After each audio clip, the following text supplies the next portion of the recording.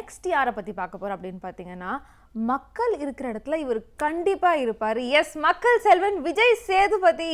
மக்களோட நிறையவே ஜாஸ்தியாக இன்ட்ராக்ட் பண்ண ஒரு ஆக்டர் வந்து விஜய் சேதுபதி. அது மட்டும் இல்லாமல் அவங்க ஷூட்டிங் ஸ்பாட்டில் நடந்த நிறைய விஷயத்தை வந்துட்டு அவர் நம்மக்கிட்ட ஷேர் பண்ணாங்க. இது வரைக்கும் சொல்லாமல் இருந்த அவங்க ஃபேமிலி விஷயத்தை எல்லாத்தையுமே வந்து நம்மக்கிட்ட நிறைய ஷேர் பண்ணிக்கிட்டாங்க. அண்ட் விஜய் சேதுபதியோட நிறைய ஃபிலிம்ஸ்லேருந்து சூப்பரான பிக்சர் எல்லாமே அவர்கிட்ட காமிச்சோம். இந்த சீன் பார்த்தா உங்களுக்கு என்ன ஞாபகத்துக்கு வருது அப்படின்னு பார்த்தா டக்குன்னு சூப்பரான மெமரிஸ் எல்லாமே ஷேர் பண்ணாரு. அது இப்போ உங்களுக்காக வந்துட்டே இருக்கு, பாருங்க. வந்து ஒரு எல்இடி ரவுண்ட் இருக்கு. ஸோ பேசிக்லி நம்ம வந்து பிக்சர்ஸ்லாம் போடுவோம். பிக்சர்ஸ் போட்டு உங்ககிட்ட வந்து கொஸ்டின்ஸ் கேட்க போகிறோம். நீங்கள் வந்து ஆன்சர் பண்ணணும். ஐயோ எஸ். ஸோ உங்கள் ஃபஸ்ட்டு சேலரி என்ன? ஆக்டிங்காக 100 ரூபா. 100 ரூபா. கோகுலத்தில் சீதை படம் வந்து அங்கே போச்சு. தூர்தர்ஷன் பக்கத்தில் ஒரு ஸ்டேஜ் இருக்குது. கார்த்திக் சார், சோலட்சுமி மேடம், கரண் சார்லாம் நடிச்சிருந்தாங்க. அப்போ கூட்டிகிட்டு போனாங்க. அப்போ 100 ரூபா தயிர் சாதம் லெமன் சாதம் கொடுத்தாங்க. காலேஜ் படிக்கும்போது போனது. அப்புறம் பிரபுதேவா சார் நடித்து லவ் பேர்ட்ஸ் படத்தோட காலேஜ் சீக்வன்ஸு. பிரபுதேவா சார் இல்லை, அருண் எங்க அப்படின்னு பேசினாங்க. எனக்கு அது ரொம்ப சிரிப்பாக இருந்தது. என்ன யாருமே தெரியாது, பக்கத்தில் அவங்க யாருமே தெரியாது. ஆக்ஷன் சொன்னோன்னே அருண் எங்க அப்படின்னு பேசின்னு சொன்னாங்க. சிரிச்சுன்னு இருந்தோம். அங்கேயும் 100 ரூபா கொடுத்தாங்க. கான்னு ஒருத்தர் தான் கூப்பிட்டு போனார். ஸோ அதுதான் அப்போது வாங்கின ஃபஸ்ட்டு சம்பளம்.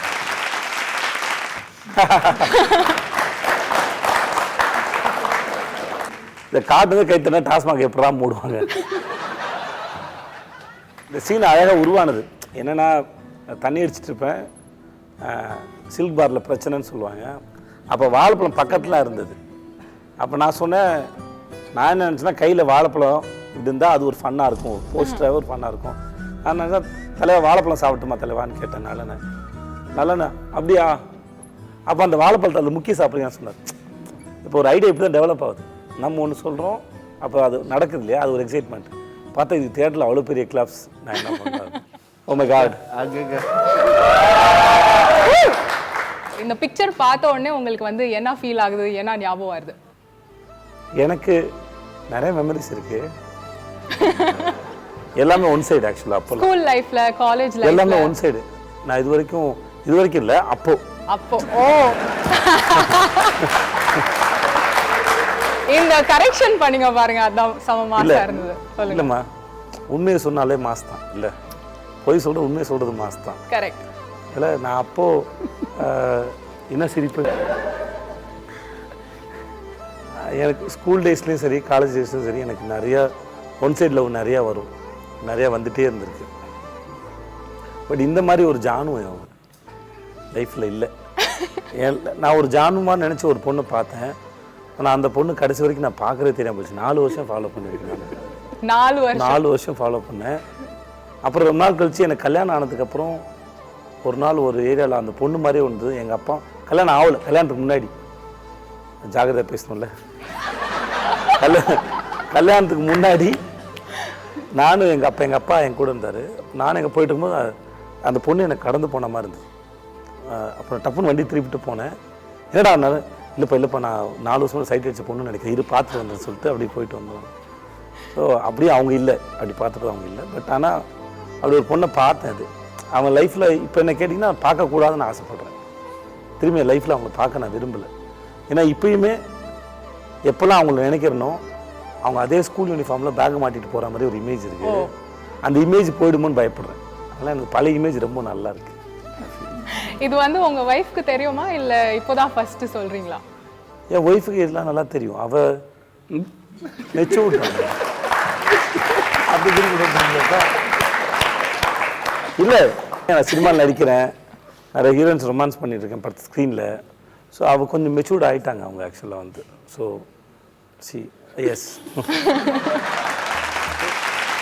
ஓஹோ இல்லை, one of the best memories in my life. இந்த படத்துக்கு என்னை ஒல்லியாக்குறதுக்கு என்னை மேங்களூர் கூட்டிகிட்டு போய் ஒரு தங்க வச்சுருந்தாங்க 10 நாள் வந்து சாப்பாடு போடாமல். நிஜமாவே என்னால் இந்த கேரக்டரை ஜட்ஜ் பண்ணவே முடியல, பெர்ஃபார்ம் பண்ணவே முடியல. பைத்தியம் முடிச்சு ஊற்றினேன். இந்த கேரக்டரை வந்து அண்டர்ஸ்டாண்ட் பண்ணிக்கவே முடியல என்னால். அப்புறம் நடிக்கும்போது பெரிய பயம் இருந்தது, என் ஆடியன்ஸ்க்கு என்னை பிடிக்காமல் போயிடுமோன்னு. ஏன்னா ஒரே டைலாக் ரிப்பீட் பண்ணிகிட்டே இருக்கேன். ஏன்னா ஃபர்ஸ்ட் படம் ஹீரோ ஆகிட்டேன், தென்மேற்கு பருவத்தில் நான் ஹீரோ ஆகிட்டேன். ஆமாம். இது செகண்டாக கமிட் ஆன படம். நடுவில் என் வாழ்க்கையில் சோகமாக இருந்த பக்கங்கள்லாம் தூக்கிடுச்சு. அதுதான் நடுவில் கொஞ்சம் பக்கத்தில். Oh my God. Okay, romantic look எப்படி இருக்கு பாரு. சொல்லுங்க. ஆன் ஸ்க்ரீன் ரொமான்ஸ் வந்து எவ்வளோ கஷ்டம் சார்? கஷ்டமா இல்லை டிஃபிகல்ட்டா இல்லை ஈஸியா? சந்தோஷம். சந்தோஷம். உங்களுக்கு பவுண்டரிஸ் கொடுத்துருவாங்க, அந்த பவுண்டரிஸ்குள்ளே ரொமான்ஸ் பண்ணணும். ஆனால் நீங்கள் ரொமான்ஸ் பண்ணலாம், ஊரே பார்க்கும், உங்களை எவனும் கேள்வி கேட்க மாட்டான் இல்லையா? அது பெரிய சுதந்திரம். ரொம்ப அழகான ஒரு பொண்ணு ஹீரோயினாக இருக்கும்.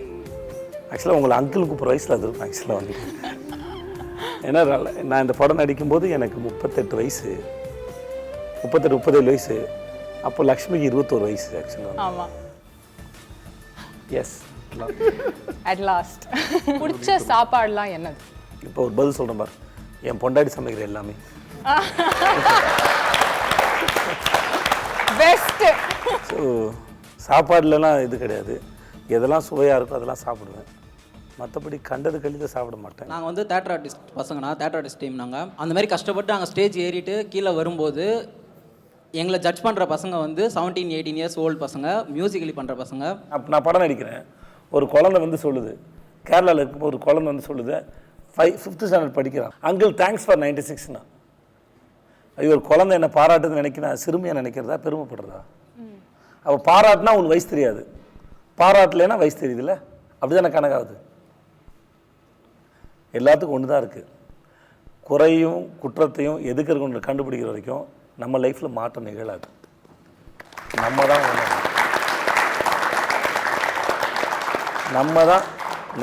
உணரணும். அண்ணா, நீங்கள் உங்கள் வாழ்க்கையில் எந்த காலகட்டத்தில் அதிகமான அனுபவத்தை கற்றுக்கிட்டீங்கன்னு ஷேர் பண்ணுங்கள். நான் ஒன்று பண்ணேம்மா, காலேஜ் செகண்ட் இயர் படிக்கும்போது மிருதங்க கிளாஸ் கற்றுக்கலான்ட்டு போனது. அது ஒன்றும் அவ்வளோ பெரிய காமெடி இல்லை, இன்னும் இருக்குது. என் பக்கத்தில் ஒருத்தர் சூப்பராக வாசிச்சுக்கிட்டு இருந்தார். நம்ம டி நகரில் தான் போயிட்டு கற்றுக்கிட்டு இருந்தோம். என்ன உனக்கு தெரியுமா? அது தெரியாத. என்னாச்சு, போய் 2 நாளில் வந்து நான் மாஸ்டர் இதே கேள்வி கேட்டேன், இந்த கோர்ஸ் எத்தனை நாளைக்குன்னு கேட்டேன். அப்போ தான் அவர் சொன்னார், இது கலை, வாழ்க்கை முழுவதும் கற்றுக்கிட்டே இருப்பது. நாங்கள் ஐயோ லைஃப் லாங் கிளாஸ் வரணும்னு சொல்லி நான் கிளாஸ் போகலாமா, 1 வாரம் தான் போனேன். அப்போ உங்கள் வயசு தான் நானும் எதிர்ப்பு நினைக்கிறேன். அப்போ எனக்கு 18 வயசு இருக்கும். சார், இப்போது ஒரு புதுமுக இயக்குனர் வந்து உங்ககிட்ட கதை சொன்னோன்னு வந்தார்னா, ஸோ எந்த மாதிரி ஒரு பேசிக் க்ரைட்டீரியா நீங்கள் வந்து எதிர்பார்ப்பீங்க? இயக்குனரில் புதுசு பழசெலாம் இல்லைங்க. உங்களுக்கு என்ன தெரியுங்கிறது நீங்கள் சொல்கிற கதையை வச்சு தெரியுங்க. நீங்கள் சொல்கிற கதையை வச்சு உங்களுக்கு என்ன தெரியும் நான் ஜட்ஜ் பண்ணுவேன். எனக்கு ஏற்கனவே என்ன தெரியுமோ அதை வச்சு உங்களுக்கு தெரிஞ்சு நான் கணக்கு போடுவேன். அது எனக்கு சரியாக இருந்துச்சுன்னா படம் பண்ண வேண்டியதான். உங்களோட படம் பண்ணால் அந்த படமும் கதையும் நீங்கள் சரியாக எடுப்பீங்க நான் நம்பணும், அவ்வளோதானே ஒழிய நீங்கள் என்ன கதை வேணால் சொல்லலாம், அந்த கதை எனக்கு என்ன கன்வின்ஸ் பண்ணணும். ஏன்னா நான் தான் என் ஆடியன்ஸோட ரெப்ரஸன்டேட்டிவ். விஜய் சேதுபதி மூஞ்சியை பார்த்து படம் பார்க்க வரவங்களுக்கு யார் ரெப்ரஸன்டேட்டிவ்? நான் தான். இருந்தாலும் மூஞ்சியை பார்த்து படம் பார்க்கணும்னா அப்போ எந்த மாதிரியான படம் அவங்களுக்கு கொடுக்கலாம் நான் முடிவு பண்ணுறேன். ஸோ அதுக்கான கதையை நான் கேட்குறேன். இப்படி வச்சுக்கோங்களேன், என் ஆடியன்ஸ்க்கு போல நான் கதை கேட்குறேன்.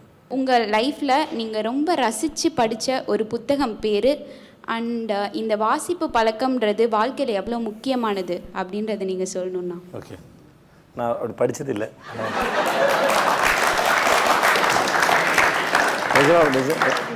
இவங்க எல்லாருக்குமே தெரியும், இவங்க எல்லாருக்குமே தெரியுமா? இல்லைம்மா, இவங்க எல்லாருக்கும் தெரியும். நான் வாசிக்க மாட்டேன், இவங்களாம் ரொம்ப நெருக்கமானவங்க. எனக்கு அந்த பழக்கம் இல்லை. புத்தகம் நிறைய வாங்கி வச்சுருக்கேன். நான் ஆர்வத்தில் 2 பேஜ் 3 பேஜ் படிப்பேன், அதுக்கப்புறம் அது அப்படியே போயிடுச்சு. அது என் தப்பு. அது ஆக்சுவலாக வந்து நடிகனாக இருக்கிறனால இவங்களுக்கு தான் சொல்லிக்க விரும்புகிறேன், புக்கு படிங்க. அது வாசிக்காதவங்க தான் தெரியும் அதோட அருமை என்னன்னு. எனக்கு அது இல்லை, நேரம் இல்லை, பொறுமை இல்லை. நான் அதனோட பெரிய குறையாக பார்க்குறேன்னு வச்சுக்கோங்க. நீ சார் வந்து உங்களுக்கு அப்ரிஷியேட் பண்ணும்போது உங்களுக்கு எப்படி ஃபீல் ஆச்சு? ஆசீர்வாதமாக உணர்ந்தேன். அவர் ஒரு மோர் தென் 40 இயர்ஸ் இண்டஸ்ட்ரியை தன் பக்கம் இழுத்து வளைச்சி வச்சுருக்கணும். அவர் நான் அப்படி பேசுவார்னு நான் நினச்சி கூட பார்க்கல. நான் எதிர்பார்த்தேன் சார் என்னை பற்றியும் 2 வார்த்தை பேசணுன்னு ஆசைப்பட்டேன். ஏன்னா அவர் வாயால் ஒரு மேடையில் பேசணுங்கிறது என்னோடய ஆசையாக இருந்தது. நான் இது வந்து அது வந்து நான் ஒரு மாதிரி எனக்கு என்ன பண்ணுறதே தெரியல. அப்போ தான் நம்மளோட பெரியவங்க இந்த கலையின் ஆசீர்வாதம் பெற்றவர் அவர். 40 வருஷத்துக்கு மேலே ஆசீர்வாதம் பெற்றவர். அவரோட பிளஸ்ஸிங்கை நான் பார்க்குறேன்.